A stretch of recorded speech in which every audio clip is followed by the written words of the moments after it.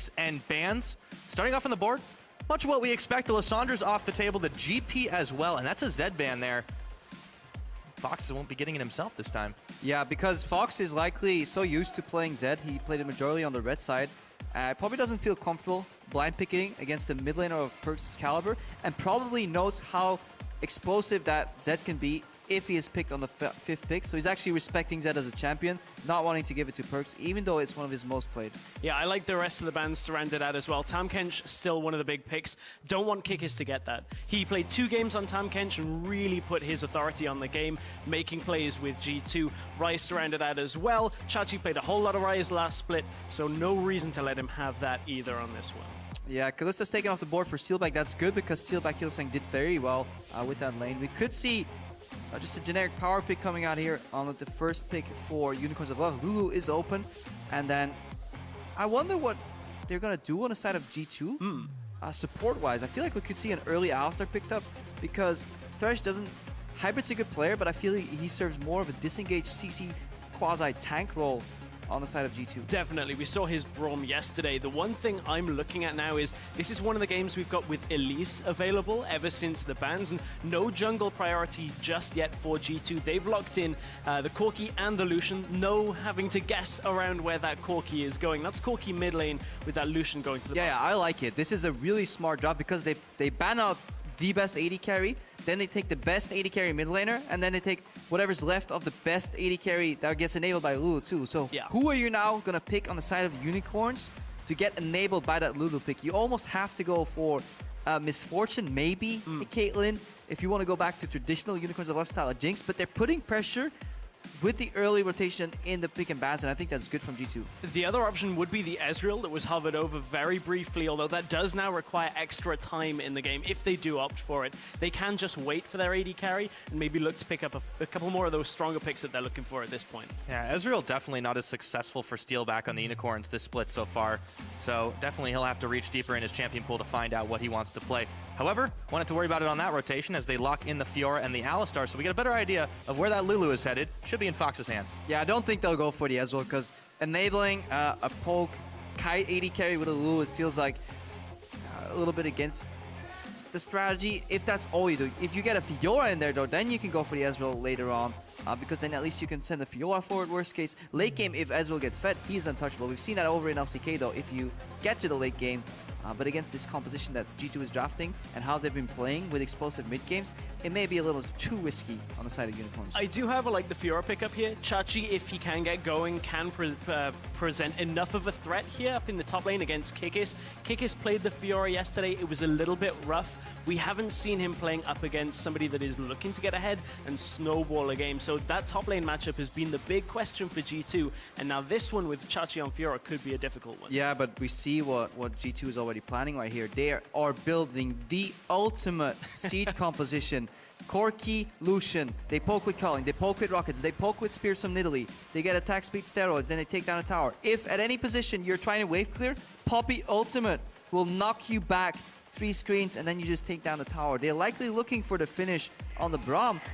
G2 is so confident in their poke composition that they don't leave their last pick for a counter pick. Everybody knows already that this is likely going to be the Braum for disengage because they already hovered it and they did a similar thing yesterday. But they're so confident in their strength here, and now Unicorns of Love are scraping to get as much wave clear as they can. Well, I'm expecting them to go jungle Rek'Sai here. That's pretty much what Joko is completely standard on. He played it in Challenger a lot. It provides secondary engage alongside the Alistar here. And if they have the Ezreal getting into the game with the slow, that might present an opportunity to create a flank play with the Rek'Sai or the Alistar. It is a difficult one and will rely on good vision control around this heavy poke composition from G2. Yep, and that Ezreal is also locked in for Steelback, so he's fallen back into a comfortable position, but as the same is true for Joko, they weren't really going to contest that Rek'Sai, and we expect that to go very tanky.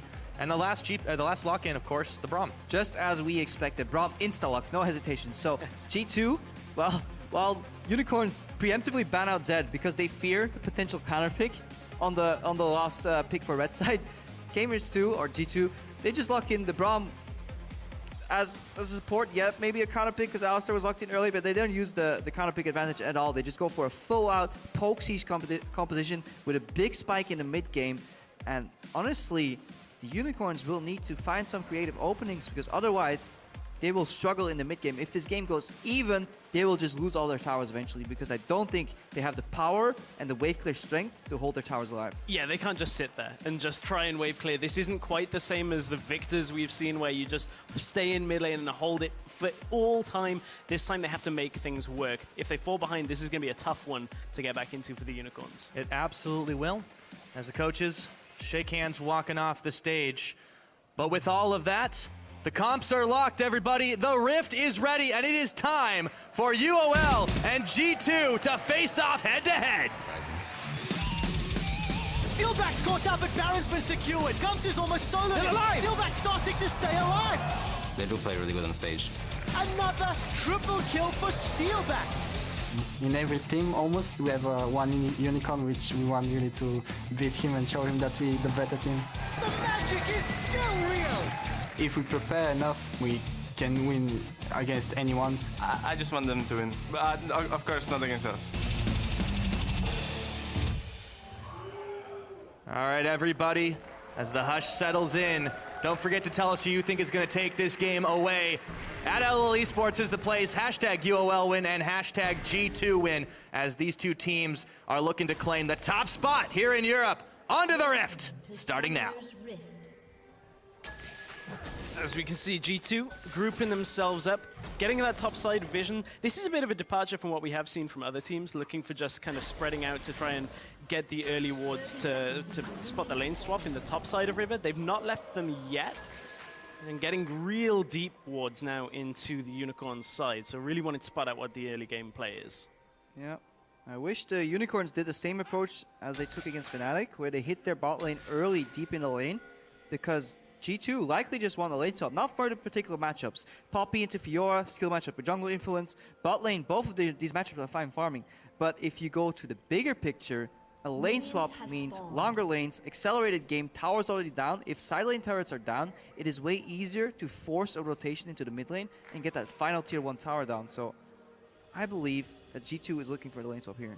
And we've seen how much trouble teams have had trying to get that tier 1 tower with the Corki there. He has so much lane presence and the ability to just clear out everything that's pushed into him very quickly. So it's going to be a tough one here if G2 can manage to hold that turret. Interesting decision though. They didn't spot any enemies and they path back into their Gromp blind. That is incredibly risky from G2 overall. Yes, they have control over one side of the map, but then they relinquish that and just face check into their jungle. They don't get punished though. Unicorns not taking a camp on their own. Experience advantage on the bot lane. It does look like we do get a 2-2. We do get those standard lanes, and as you mentioned, G2 were not punished for the risky decision-making. Steelback and Hillsang were a little more interested in starting the farm up, and Hilly's going to go ahead and try to push Hybrid and Emperor away. Yeah, he's starting W, and man, this is the trading potential now of Lucian and Braum. Already low. I mean, at this point, remember, they're going to level up. If they got all experience to level up after 2 range creep, maybe they missed the melee. But good chance that Emperor levels up right here. No, he did miss 1 melee creep, so he needs 1 more. But at that point, look here, level 2. And Steelback and Hillsang right now, they need those 3 melee creeps. 2 more. They're getting poked out and zoned. That exhaust already. Look at the top lane, though. Chachi is taking a lot of damage from Kikis. The big hammer coming in handy. Well, this is something similar we've seen in this matchup. Kikis, once he's got the buckler available early on, he's able to take a little bit more control of these trades just from having that shield. But Chachi did have to burn that teleport to get up to this top lane to make sure he was keeping up with Kikis when it comes to experience. Yeah, and due to the way the level 1 played out, as we see Hillsang frantically trying to knock people around with W level 1, due to the way the level 1 played out, Fiora actually started double jungle on the bot side of the map because they expected the forced lane swap by G2. Therefore, Fiora had to teleport into the top lane. Kikis was already in that lane, reaps the benefits, gets the push, gets a trading, and now has teleport advantage available too. So, winning top lane, winning bot lane, and the strongest mid-game spike mid laner in Corki in the mid lane for G2, off to a good start. I'm wondering where this now snowballs into, or at least trickles down. If Joko can manage to sustain himself up and look to maybe go top lane, there is, however, a ward from Poppy. There was an opening when Nidalee's bot side, where Rek'Sai could have looked to come top. Kikis recognizes that and has warded it out, so he shouldn't die in this situation. Take a look. Joko starting off quite easily early enough. Always goes that very tanky Rek'Sai. We don't expect him to necessarily be having a lot of damage, but they don't need it since they've got a lot of artificial tankiness on the side of Unicorns as well. Yeah, Joko, if he does go for the top lane gank, he relies on closing the gap. and then going for the knockup. But obviously, Kikis has Steadfast Presence available, is true. which cancels the tunnel entirely. So we'll need to see how that plays out. I think in that situation, especially this early on, that is one of the things that obviously Poppy has to her credit. The later this laning phase goes on, Chachi's Q is actually on a fairly low cooldown, so is one that you can continue to jump back in, but I feel like that matchup is a tough one for Poppy. But bottom lane, Miscommunication. Hybrid is peeling aggressively with shield after Emperor is already backed out of the trade after using his gap closer aggressively. So they're not in sync right there. So we didn't see a hop from Hybrid on Emperor. Trading out of sync. and this is something we saw week 1 with Hybrid and Emperor, where Hybrid was basically flash exhaust going in on Braum, and then Emperor was just farming off at the side. There was that miscommunication and potentially that language barrier, but seemingly G2 have crossed that bridge and seems to be an okay situation for the most of the game. But that was another example where it just starts creeping in. You never know when that is going to be the tipping point. Let's take a look at the top lane matchup since Chachi and Kikis have been trading a lot back and forth. Kikis showed yesterday that he could play something that is not a tank, even if that Fiora was mostly used for the split push and farming down bottom side. He's definitely holding his own against Chachi this time around. He did show some weakness in that matchup. Got solo killed by the Malphite. Played the rest of the game well, but in the laning phase, has to work out a little bit on that solo laning. This time though, he did get a good start. But despite good starts in both top lane and bot lane, the CS has pretty much evened out in both scenarios. Obviously, Ezreal is a good champion to play from behind, can safely farm. Hillsong with some points in heal can definitely keep his AD carry alive. So far, not a big advantage from G2. But again, we're waiting for that mid game where they will group on these towers, initiate the group siege plays. And that's where safely farming for an Ezreal doesn't really count for too much, because he can't wave clear as well as a lot of other AD carries. But it's top lane that the action could come out. Joko is looking for that tunnel in on Rek'Sai. You said it already. Steadfast Presence is there to deter this gank if he looks to go in. He could flash unburrow and maybe spot Kikis before this actually goes. Here he goes. There's the riposte. That was A little hammer shock though. So what Chachi is trying to do there is force Kikis into making him believe that he's winning the trade and use Steadfast Presence offensively, but there's no synergy yet between Joko and his top laner Chachi there, because you want to wait for Steadfast Presence to be out and then engage with the Rek'Sai, but a little bit of panic there. Yeah, that was really awkwardly timed. The Steadfast Presence was already there, and then he burrows in. It's like, that's just kind of unfortunate at that point. And Kikis gets himself a pink ward from it as well. But Joko, not to be deterred, has gone straight into the enemy jungle. They know that Nidalee was on the bottom side, so he's just looking to take as much as he can from being top side and try and slow down Trick. And will certainly need all the help he can get. G2 have managed to secure themselves 500 gold in the leads, mostly off of that farm differential, but all the little things help as Hybrid and Emperor will back and go ahead and pick up their first items. Already had forced Steelback and Hilly to do the same. Back to the mid lane though. Perks on this Corki once again. He had a very solid performance yesterday on this champion. Obviously, you don't pick Lulu to really pressure that mid lane, but all the same, I feel like UOL are going to need to keep that in the back of their heads this game. Now, Perks on Corki yesterday was fantastic. Multiple times did he simply show dominance over Spirit, and he used the new Corki package very aggressively. And honestly, that's kind of down Perks' alley, these poke champions. Last year, he played a whole lot of Jace. Vizichachi and Kikis. Oh, Vizichachi and Kikis, yeah, in top lane. Yep, Chachi is barely able to escape from that one. It really looked dire for a minute when Kikis was able to spend the ult. Yeah, and the way we saw that engage take place there is you E forward, instant ulti for the knockup, to then gain distance. That's the way Poppies really want to play. And incorporate that just suspension to really get an advantage in the lane. But then later on, it takes another dimension. When you're sieging, you can actually go for the full channel. You force people to walk backwards. Either they get hit by the Poppy ulti, or they stand out of range. Regardless, you have zone for turrets. If not, he's already winning the matchup there in the top lane. So Kiki's good performance right now. But behind Emperor and Hybrid is Joko. Pair of teleports. This is about to get messy. In comes... Looks like it's Kikis, but he's going to find Joko. That wild growth is forced. Hybrid too low. Do we not have a first blood yet? No, we don't. Hilly is tanking it up. There's the true shot barrage. And steal back to Gearson. Onto Hybrid. Emperor's going to answer back. Kikis so low, but he gets the pick on Joko. And now it's just Emperor trying to 1v2. But he stepped too far forward. And a little help from Pix. And a flash will mean another kill. This one for Fox. But this is a 3v4 from G2. And when their strategy relies entirely around taking macro decisions and getting towers towers down. G2 opt in for a 3v4 when they could have disengaged.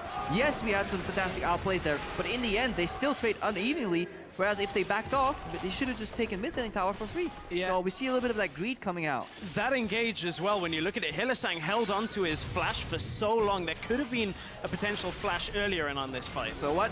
Just basic logistics. You're 2v2 right now.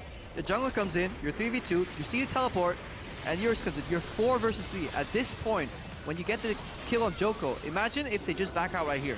Look in the mid lane. Perkz has complete control over that mid lane. You can even send you a jungler top to hold, but just bad logistics management and Emperor believing in the outplay. But in the end, you go 3 for 2 on that play, and that is, in my opinion, still a misplay.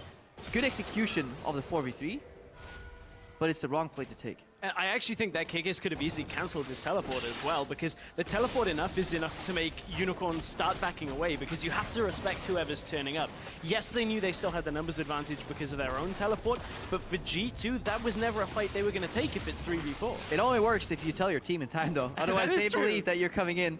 And they saw Perkz here looking for another package. Big jump on over. He finds Fox, who will hit him with the Foss bomb, but not enough to take more than a bite out of his health bar. And he gets the Valk right back on up. So another solid move, but this time Fox was able to dodge away from most of the damage.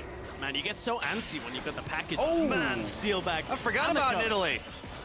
Trick gets knocked back and away, but Steelback is way too low to handle this one. This is the way G2 wants to play. Initial spear, one skill shot connects, and then you zone them off. Meanwhile, in the top lane, there's a grand Kiki is challenge. straight against Chachi. Looking for those vitals. Kikis a little bit lower as Chachi moves in around, lunges, gets the healing belt up. Kikis doesn't have his ultimate available, already spent it, and Joko's around the side. He knocks them back in, but they won't have enough damage to 1v2 this. Kikis is in a whole lot of trouble, and he will finally fall to Chachi. He was just taking time, though, at that point, and it allows G2 to take bot tower, now get an engaged mid, Big and rocket! they get the kill. There's Perkz' first kill of the game. This is going to be a dragon over to G2 as well. They start to move on forward at the cost of Kikis' life. Yeah, so G2 is playing a composition where they can win the game essentially without taking any kills.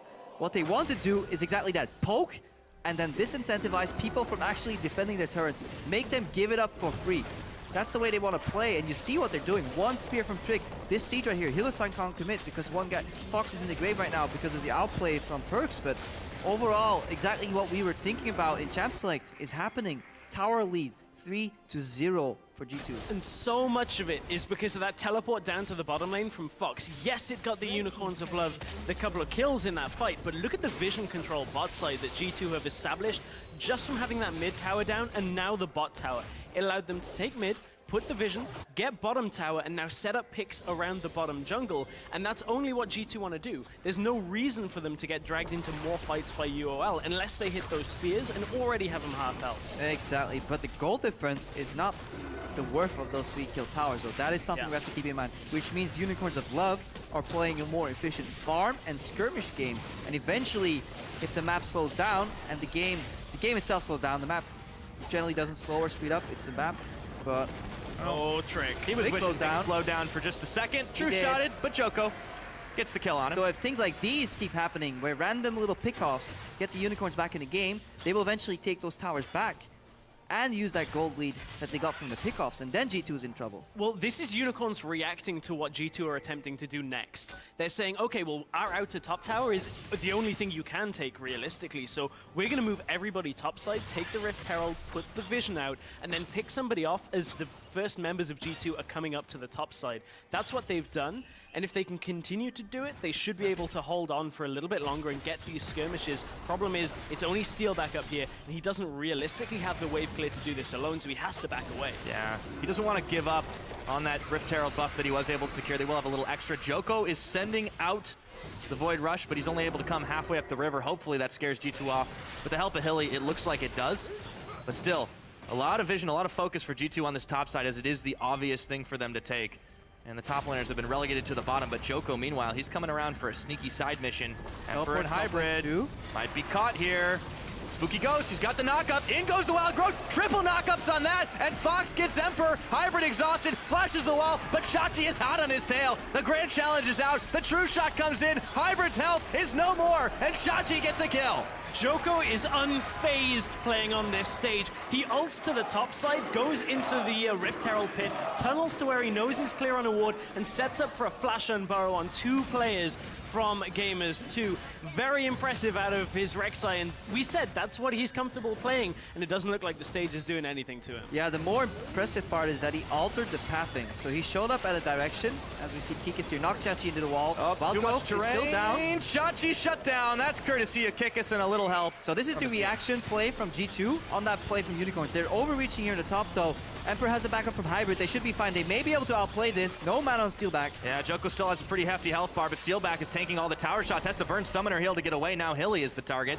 Hybrid and Emperor have chased him off. So this play in its entirety spans 2.5 minutes. It starts with the play in the top lane where Joko alters the pathing, forces them to go back into top lane, trying to escape. Teleport from Chachi comes in, they pick it up. G2 react, albeit a little slowly, with a rotation towards the bot lane, and they just siege. They take down another turret. That is their preferential style of play.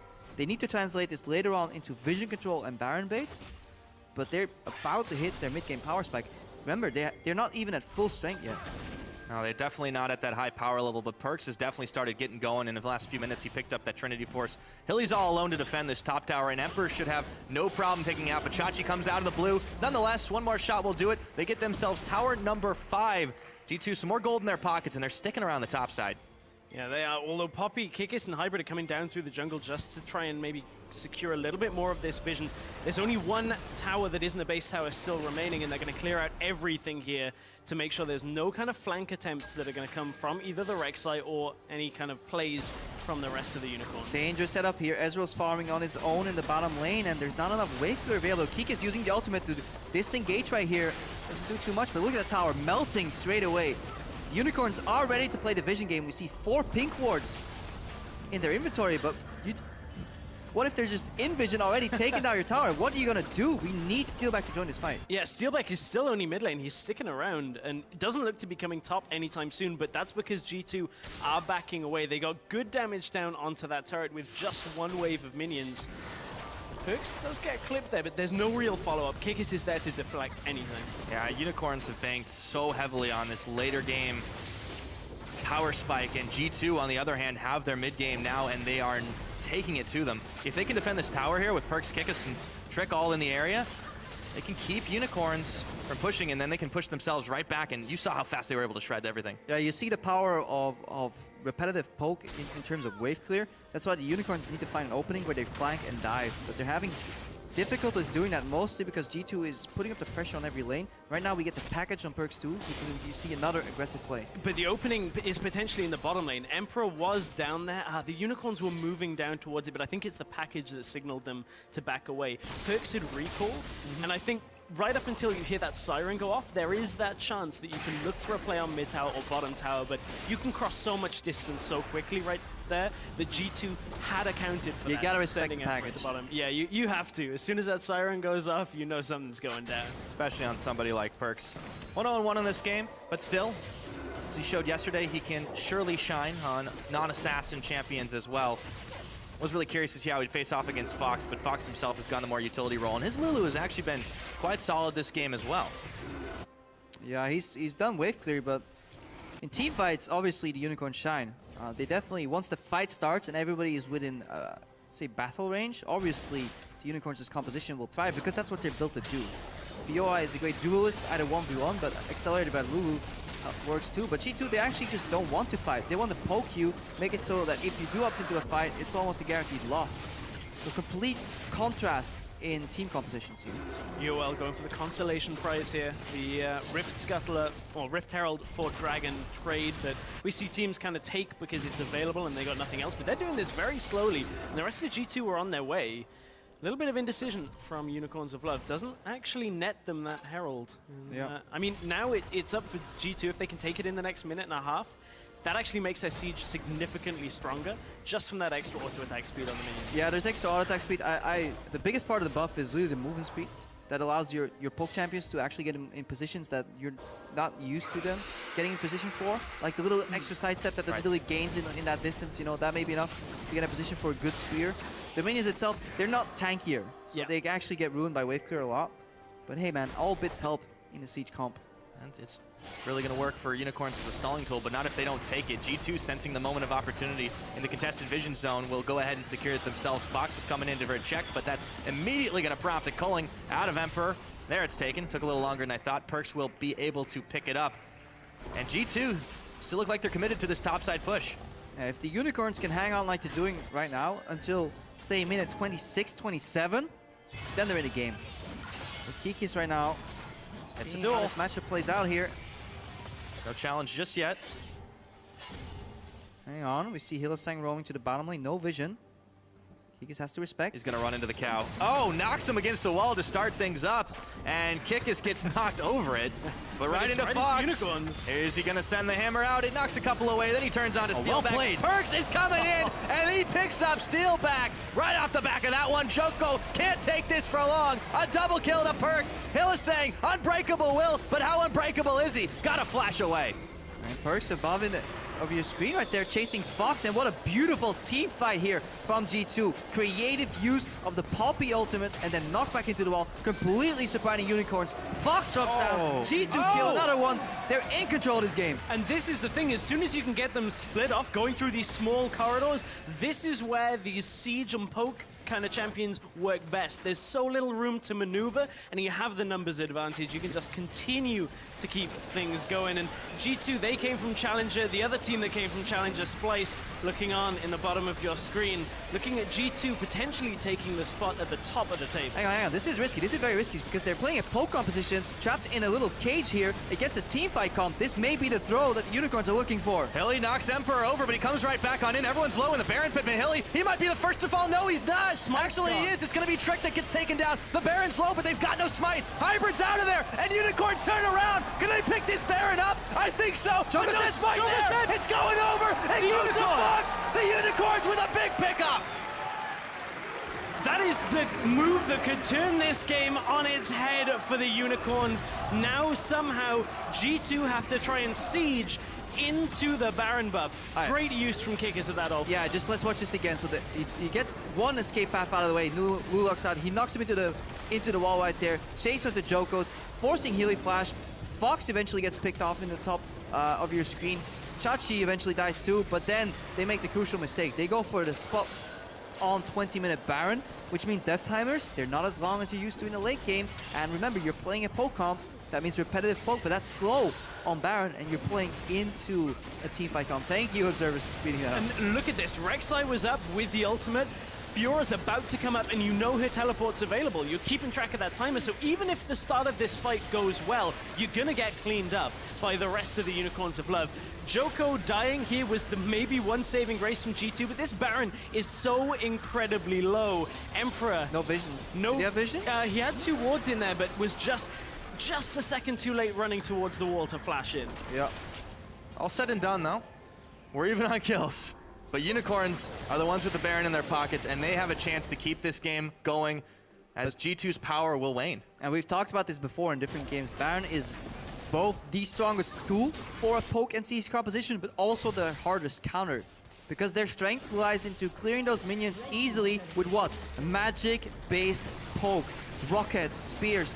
Yes, the Cullen can tear through a minion wave, but then you can't use it as poke to get people off the turrets. Right now, the Unicorns, they won't be sieged upon, and they can actually siege or go for plays on G2 here, because G2 can't wave clear the wave anymore. Yep, Kikis has to spend his Keeper's Verdict. It just knocks Joko, or rather, Hylissang way out of the way. Meanwhile, another tower falls, so Unicorns extend their total to 3. That's only half of G2, but they have an outer that should be easy peasy. And they're going to knock it down, but Kikis and Trick are coming for him. Buckler's out. Trick's there. Don't think they have enough damage. True Shot Barrage is in. Perks, he can't get enough done either, and that tower's done. The one thing G2 have to be careful of here is getting baited into a fight. If they try and fight while this Baron buff is still on, Unicorns can potentially just straight up end the game. G2 have to focus on not hemorrhaging enough towers that it becomes critical damage to their base, and as long as they keep their inhibitor towers up, they should be fine. Once Baron is gone, grab the package and look to siege again. The problem is the gold gap between these two teams is going to close with every play that the Unicorns are doing, and Unicorns are getting stronger from that time. Yep. Still got the Empowered Recall on. Unicorns still pushing up in the mid side for the moment, but that Dragon's about to come up, and G2 do not want to give the first over to Unicorns. Yep. Gamers 2 rebounded to G2. Apparently stands for greedy too. Completely threw away that game. Ouch. I guess the G's got to stand for something. Yeah. Last slot. Well, Maybe you're right. it's not a G6 this game. They're not flying as high as they might have expected. Very close in the gold game, but that Baron empowerment has just evaporated. Unicorns trying to fight out for this dragon. Would be their first, but it's taken by G2. That is number 3. And with the movement speed, they hightail it out of there. Yeah, much better spacing. You see, it's very hard for the Unicorns to engage because they actually only have one instance of hard engage, which is flash knockup from the Alistar. To an extent, flash knockup on Barrow from Joko, so they need to look for a flank. So as long as G2 has the Unicorns in their sights, they can just poke away, disengage, whittle them down, and then opt in for the fight on their ground. Now the Baron's off, Perks has a big moment. Once he recalls, picks up the package, he's carrying about 1,500 gold right now. He is so strong. With a Trinity Force, Infinity Edge, and an attack speed item on its way, with the package, that would be G2's time to maybe pick somebody off on their own. I still don't think they want the 5v5 fight here, so they're going to wait on that until they have the right opportunity. G2 is looking to repeat what's been working for them. Yeah. Push in the lanes, use the Poppy Fiora matchup to at least go even, then use the remaining part of the map to win the 4v4 poke, get vision in between the lanes, and then either force a mistake or rotate on and siege a tower. That's the way they want to play. They want to do the same thing the entire game in, game out. Right now, we see Kikis facing off against Chachi. Throws the buckler, but there's the grand challenge. He looks around the side, can't quite find enough finals, but there he goes. Chachi with a big kill as Trick comes in for round 2. He's got some help from Emperor. Teleport, though, is coming out, and it looks like Fox is going to tank it up or give it to Chachi, but he's got to flash away, and Perks gets a godlike kill. Fox is out, Joko's out, knock him up with the Brahmo. Fox is down, and Emperor gets the kill as Joko, exhausted, gets stunned, taken out. It's going to be a double for Emperor. 3 for 1. G2 is playing a fantastic Braum. Yesterday he did it, today he does it again. Really jumps in, gets a 2-man ultimate, stacks on the third person, and G2 can obviously chase people down. They win that fight. 3-4-1 in total, and right now, yeah, familiar sight. They're setting up for a siege. I mean, for the Unicorns, Chachi had already soaked 3 people up to the top lane. I'm a little confused at why you try and continue that fight. You know G2 are fairly far ahead, and as soon as Perks shows up, there's very little, resistance that the Unicorns can use to stand up to that. This is an inhibitor tower going down for G2. Hang on though, if they greed for the inhib, we have a flank from Hylissang. That could be the opening they're looking for. Look at how he's waiting for his team members to spawn, and how he wants to hurt the from cattle. Chachi. TP, and they've also got Joko coming around, but Hilly's already there in the back a little bit early. G2 are locked up, but there's not enough damage. Perks picks up a big kill. Grand Challenge is out. Trick is bailing out of the situation. Everyone's low as a shutdown comes in for Steelback. Kikis is knocked into the entire team. A double kill for Steelback now as Perks is on the retreat. The Spooky Ghost chase him down. He gets a shutdown on Steelback. Looks for Fox. He's turned into a minion, but there we go. Backing away. The repost is in. Trick is there. Back in the fight. Outplayed by Chachi. Perks and Chachi dueling it out. This game is nuts, boys! What a long team fight, and Perks managed to stay alive for so long. He was untouched for most of that fight and tried his best in the last little second to micro his way around. Got a good few kills just from his movements through the jungle in that team fight, but ultimately ended up falling. Chachi is so strong right now. Yeah, and we've seen the Unicorns overreach at times like we saw there in the top lane, but their bigger picture strategy right now has been a lot better. Look what Hylissang is doing. They know, the Unicorns understand that this inhib is going down. He is just cutting off the escape route right now. He wants to keep them busy as long as he can. Goes for the W into Q flash to keep everybody busy. Ultimate's not available or late, likely not available, but he stalls time. Joko gets a 3 or 4-man knockup right now. And this fight, if this spear doesn't connect on Steelback right there, could have been an ace, a straight up ace. But keep your eyes on Perks right here. His ability to read when to turn is actually what separates him from many other mid laners here. He's not afraid to go aggressive in a defensive fight. Yeah, it's just impressive. He even dodges out on the riposte, and just everything here from Perks. If Chachi wasn't quite as fed as he was, I think Perks can deal with that. The problem is, Chachi already has himself 3 items with that Sterix gauge as well, so he's incredibly difficult to chunk through. But again, this was a fight. We see Joko disengage. That was started by a flanking. Hang on, Hybrid's getting I caught. don't think we're going to have to disengage. Really He's knocked slime. over. Fail combo. Again, this was a fight that started with a flank, where members from Unicorns pincered G2. Every fight that we've seen taken by G2 so far, where the Unicorns are all in front of G2, has been significantly lost due to the poke and the trickle damage that G2's poke composition is bringing to the table. Right. But you can't poke two sides, so Unicorns have been able to turn the tables, as it were. G2 still in the lead of the gold, or rather now again in the lead of the gold. That graph is probably going to be off the scales back and forth. Perks jumps in over to Joka, but he tunnels his way to freedom. It's a bold move. Kikis is going pretty deep too. They want to siege this top side down while they've still got power. 29 minutes on the clock here, and the stakes are getting high. Yeah, I think he was hoping Joka was just moving forward so he'd clip him and manage to get that extra time just to put damage down. But Joko has his ultimate available. Even if that had happened, he'd be able to get close to the pit, although they have cleared out most of the tunnels that were in the river. G2 trying to make use We've seen this of before. Unicorn's lack of power. There's a ward in the back of this pit, though, and in comes the rest of the Unicorns. It's already gone. Knocked away. Excellent use of the Keeper's Verdict, and now Chachi is caught in the midst of the team. Shut down, courtesy of Perks. G2, knowing they have the Baron and a man up, are marching down the line. Chachi was damned if he did, damned if he didn't. That riposte would have slowed him too much to have blocked that stun. He was dead in that situation, and now G2, with the Baron buff, it's the big help for the Siege comps. That's just the way Gamers 2 approaches this entire game. They poke you out of an area, deny you the vision, and then when you walk in, you have to get past a Braum and a Poppy ultimate. And that is excruciatingly hard unless you have TP wards from behind. And this time, the Unicorns couldn't get in from behind. They tried the front door, the access got denied, they lose the Baron, they lose their inhib. Their own front door gets bashed in a little bit more as G2 eSports picks up the first inhibitor of this game. And Unicorns are pretty much left to clean up the mess as they back safely to pick up some new items. Trick has, he had a good first 20 minutes of the game, I think, as is always the case with Nidalee when you can get yourself on an even footing. This is when Nidalee starts to quieten down just that little bit once there's a lot of magic resist on the enemy team. The problem is, I think she's just strong enough that you can get those spears, take about a quarter of the health off. Yeah, but if you look at, the combination of items though, there's a lot of invisible power here from Trix in terms of poke, you don't always see what he connects. And more importantly, when he heals his allies, he grants them 60% attack speed. If you look at the very crit-heavy builds that some of these carries have built up, combined with the Zeke's Harbinger that's been finished on Hybrid, they can enable their carries to carry hard. You may not always see it on your screen, but it's definitely there. So this is one of the few compositions that I actually enjoy watching a Nidalee in. Other than that, I think she's totally overrated in a lot of cases. But in these poke siege compositions, when you have disengaged tanks on your support and top lane, it is actually a good pick. And overall, that poke comp has been working wonders to siege down towers as well. G2 marches 5 strong in the bottom side. Steel back there to defend with Fox and Hilly, but they've got super minions pouring in through the top side. Time is running out for these Unicorns. Can they find some extra glitter to try and save the game here? Well, G2 be on the fast track for a win and shot into first place here in Europe. Well, Chachi's going head to try top to hold the wave. He does have teleport available, but here it comes in for the great knockup. Massive one, and they got the true shot. Chachi's around the side. Grand challenge on Perks. He wastes no time, but Trick takes him out on the back of it, and now Joko's on the retreat path. Not enough health to take him out, and Trick is battered, but the rest of G2's still fresh, and they've got a minion wave coming. Yeah, Hybrid and Kikis absolutely destroyed that fight. The Poppy ultimate hit both Steelbacks and Fox. They got knocked out of the fight, and then Hybrid bought enough time for the remaining 3v5 to be won. G2 setting up to take this game. And Chachi coming from the back was pretty much dead by the time he got there, and that seems to be it. G2 are looking for the win.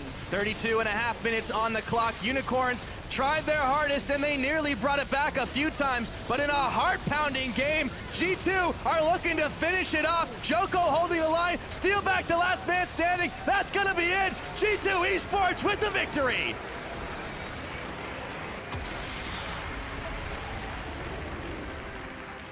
To be fair, I had my doubts about this man right here on your screen, Perks, coming into this season. He was a much talked about mid laner here, talented individual. We had questions, champion pool, can he deliver? How does he do on stage? Will he tilt? But he delivered 13-1-7 overall on this Corki. Fantastic performance. And G2 as a team, they delivered with this poke composition. And the poke composition is one of the most interesting things for me about this.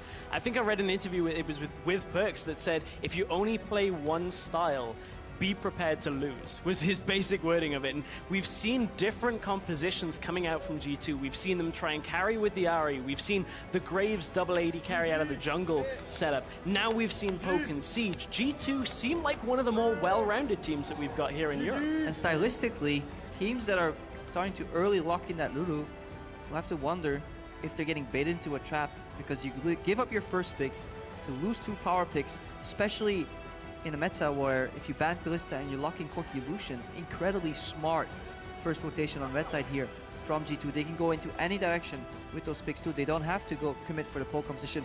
And that, honestly, from Youngbuck as a coach, many people were doubting him. He went over to North America to find very limited success. And in his second coaching debut almost, he is leading this multinational G2 into what's becoming a good micro and macro team.